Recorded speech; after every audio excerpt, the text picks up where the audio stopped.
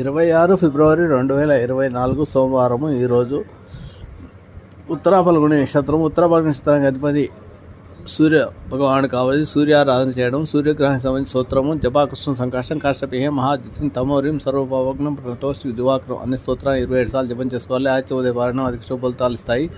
అలాగే ఈరోజు సోమవారం కాబట్టి సోమవారానికి అధిపతి చంద్రుడు. చంద్రగ్రహానికి సంబంధించిన నవగ్రహ స్తోత్రము దదిశంక తుషారాభం క్షీరోదారణ సంభవం నమామి శేషం సోమం శంభోర్ముఖం భూషణం అనే స్తోత్రాన్ని 27 సార్లు జపం చేసుకోవాలి.